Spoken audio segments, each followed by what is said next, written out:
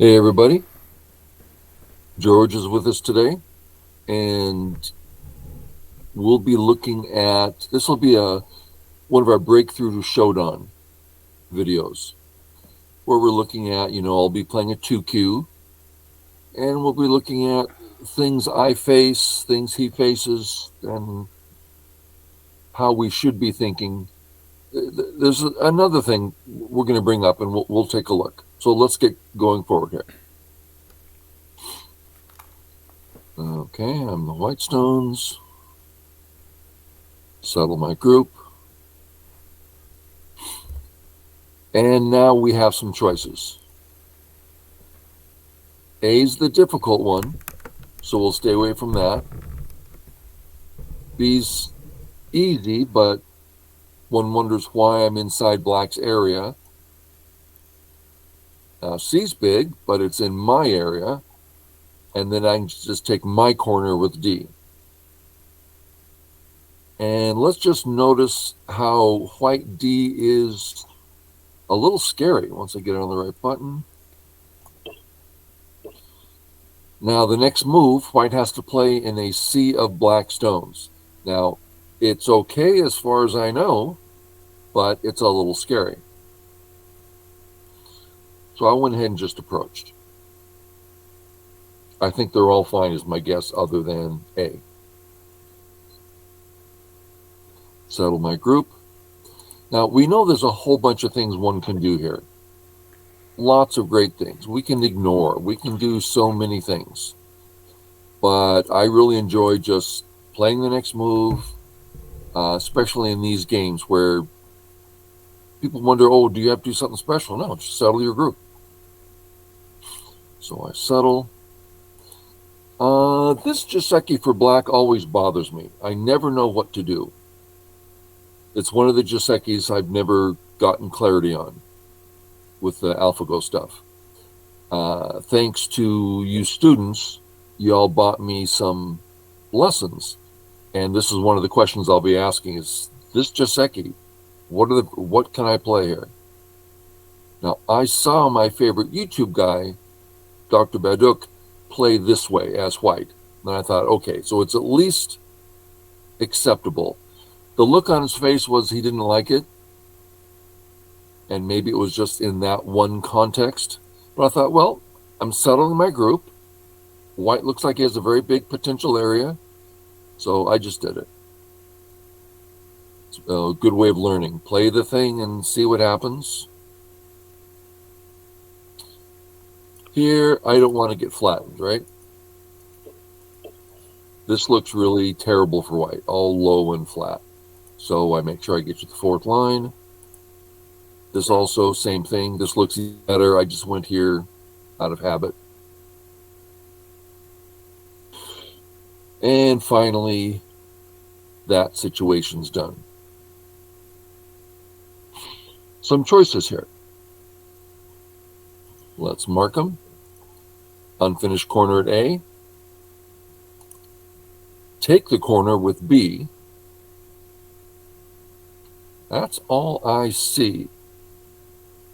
It's too early to be thinking, oh, I'm going to get a big moyo going. That's just, those tend to be false. We're still in the early opening.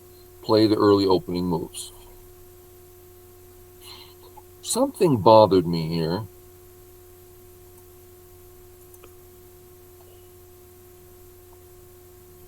This sequence really feels like black's getting away with something. It's just,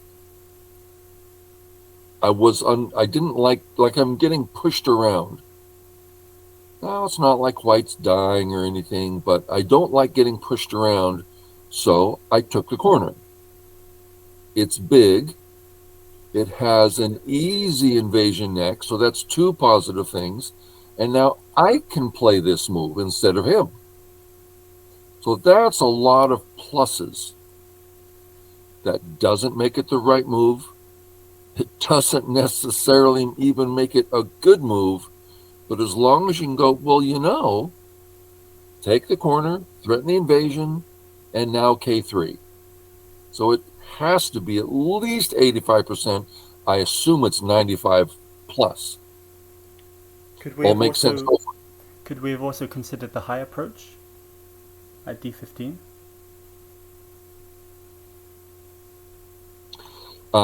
Again, that leaves this, which I'm not, Sure, I which meant I bothers meant me getting pushed through. locally speaking. Locally in the upper left. We'll get to that. Yeah, we're right there. Okay. Okay. Boom. Boom. And now some choices. Choice 1. Take the corner. No Aji. That's my corner. And this is still available. Okay. Don't see a problem. The thing I don't like, why it looks so local, like I'm not touching any of the rest of the board. I want to go out where I'm affecting things. Option 2, play away. I'm not going to die. I might lose the corner, but I'll be alive. Well, you better have something important to do. And perhaps that's important. Option 3, the one I chose, Sente,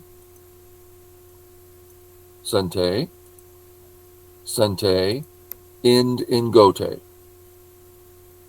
So I've taken area 1. His 3-3 doesn't work anymore. I've flattened him on the left, his very small looking little area for black in area 2. And now my 3 spot is big. So this is one of the questions I'll be asking the professionals, like, is this reasonable? Oh, no, because you see, you have this and that. Great, thanks for letting me know. So I'll learn something one way or the other. But it makes sense. So again, at least 85%, if not 98% or 100, who knows? Okay. And black here to stop that. I think that's a little risky. I can just come in at 1 and bother him, but still, that's not the point. So finally, we come up here. 3rd or 4th line. When do we do one? When do we do the other? 4th line is for influence. I have no use for it. 4th line is for easier running. Well, if 3rd line isn't easy, then yeah. But notice the stone has 3 very comfortable options for health. So at the moment, this white stone is quite comfortable. Why would I go up to the 4th line? I can't think of a reason. 3rd line is for stability and points. Okay, there might be an excellent reason to go to the 4th line, as we'll see in a moment. So right now, white's easy. Now, if I run, not easy. Well, that could be a reason. If we saw this coming, that could be a reason to have played the 4th line, to make running easier or something. Of course, I could just live. So there's a lot of questions there. And I don't necessarily have good answers, other than this stone is safe at the moment. And now there's questions. So one common answer is, since it's difficult, give it up. He takes the corner, and he captures the corner so I can't live in there. I don't think I lost anything. As a matter of fact, this is Sente. I'm not feeling bad about this. So that's the most common pattern I'm aware of. I didn't play this because of my YouTube guy, Dr. Baduk. He says, this is always okay. And of course, he doesn't mean always. But I'm like, I want to know why this is good or bad or something.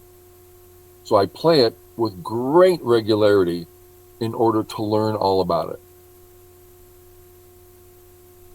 pawn, come on out. An important thing here is if black tries to fight, black is really surrounded here, and I've got the ladder anyway. Okay. Uh-oh, ladder just left. For those of you who don't see it, Atari. I can't ladder because of this Atari. Okay, so come out. Now it's a net. We prefer a net because that way he doesn't get a ladder breaker. He breaks the net. Let's do it so everyone knows. Some people don't know. There's the net. Atari. He breaks the net. So, 4 in a row. And that's the rule. 3 in a row is not enough. 4 in a row is enough. And he plays away to stop me from invading that bottom area. Thank you. Big turn. George, all making sense so far? Yes. The turn that you just played now, I would think that would be a relatively small area. So even if black came out, he would be very low on top. So I would probably think about playing elsewhere. Excellent point. I hadn't thought about that. Because there's another issue which was important to me. But let's talk about that. If black comes out, George is saying this top area is really silly looking. And I agree. But this white group of mine, I am really quite uncomfortable. I mean, I'm going to get chased here. What a stick-looking thing. So I am desperately looking for a third dimension. So when I turn, oh man, now I have potential. You know, if he did the same thing now, I might even ignore. I mean, or now this is Sente where it wasn't before. So that's why, to me, the turn is so big. And it gives me this move, which is big and bothers his corner a lot. Yeah. So that's why. Sure. But George is absolutely right that the black taking the top is really small. So perhaps something like this might be better for me, saying, please, I want you to take the top. But that would be a lot of thinking, how can I do that? Rather than just turning. It's over. Mm-hmm. In Sente. George, are we all caught up? Yep, all good, yeah. Okay. So there's a pattern here.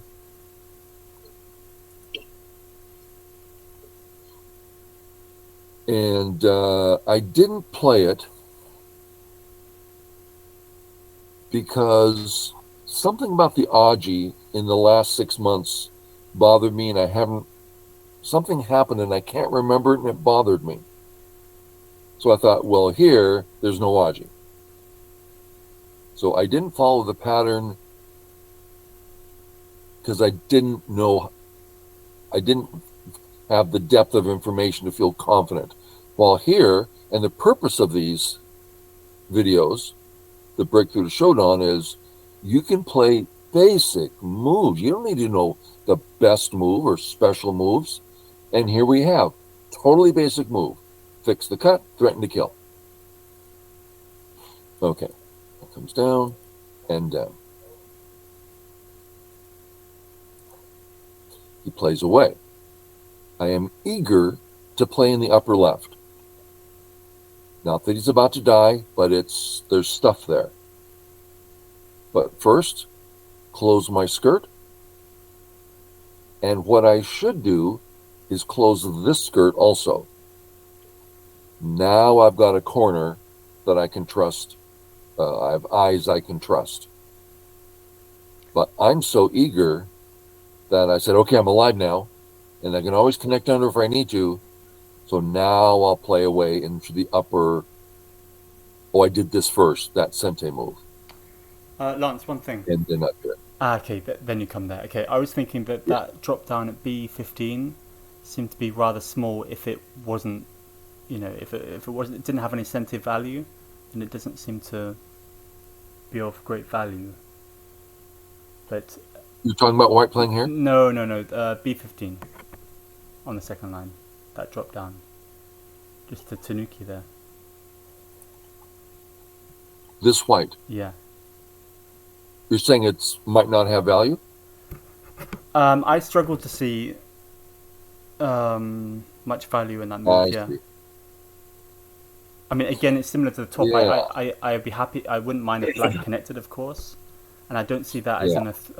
a threat on the white group. Right. What George is saying right now is very meaningful. Some of you don't know this. So, my go is called Flower Go. And the name of my book that didn't quite make it was called Flower Go. Flower Go is a Korean term, and it's an insult. It's like, oh, that's really pretty, but not much to it. So I don't go with reading and what about this? And the Koreans, man, they read stuff like crazy to come up with extremely deep, powerful moves.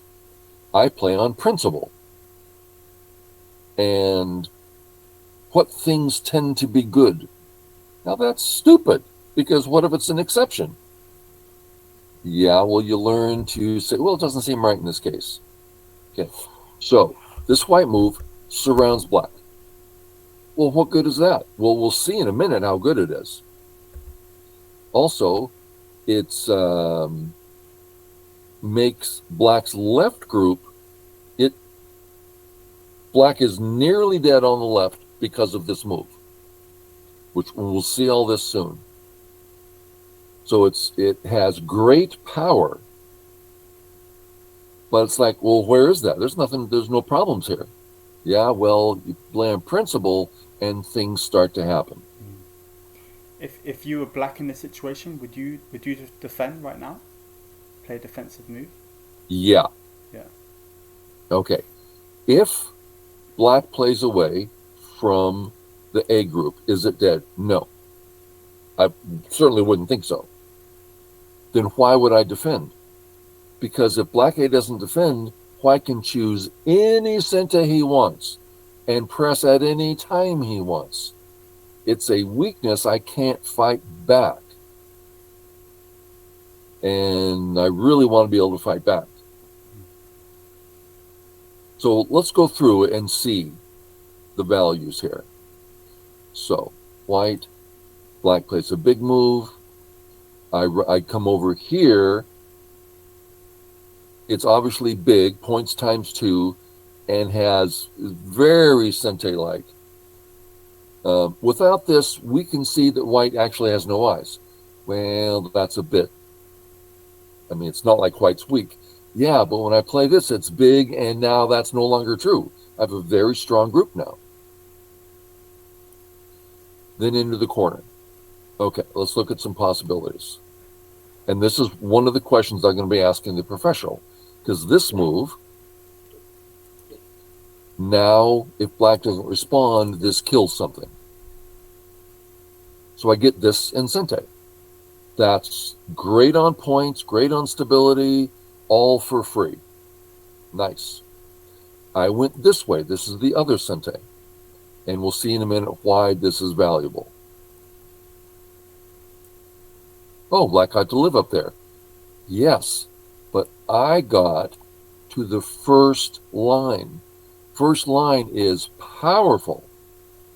Bam. Black cannot disconnect me. Look at the group on the left. It's all of a sudden going to struggle for life because I came to the second line, allowed me to get to the first line, which allows this. Now, he tried to keep it everything, which is why he's dying or near death. He's got to back off. He's got to back off. So we see this power here because I split the groups. Now, one example of it's not great to just follow the principle. I'm in a lesson with the great Jujo Jang. God, I can't tell you what a great Go player he was and is. So I'm in a lesson, we're playing a game, and I'm beside myself with excitement because I surrounded him. Oh, I surrounded his group. I'm so happy. And then in review, he says, "Why did you surround me?" I said, "What? Why would you ask the question?" He says, "You didn't get anything for it." Oh, so it's not just surrounding, it's the profit you get from surrounding. And very obvious, but I got to tell you, I was excited to surround this guy. But it just wasn't worthwhile. Okay. So we've talked about having strong groups because you don't want to give away free stuff. I'm sure most of you know that. So if I play away somewhere, wherever it's going to be, and he plays here, that's Sente to kill my little group. And look at the black wall, incredibly thick. So push first. Now that's Sente, but there's 2 cuts, and he can only defend 1. So as simple as that is, make the cuts, then defend. Even though you have Sente here, you can go play whatever you want. Oh, I'll play over here. Oh, Atari, all gone. So I'm giving up Sente to create cuts. Okay. And there's some stuff to do, just cut. And that's pretty much game over. And I just chase this group, and whole thing's gonna die. There's just not a lot he can do about it. I don't think there's anything else worth looking at here. He chases this. I get out in Sente. There's a lot of things to do here, but I just need liberties. So, for instance, I play here. Well, all of a sudden there's,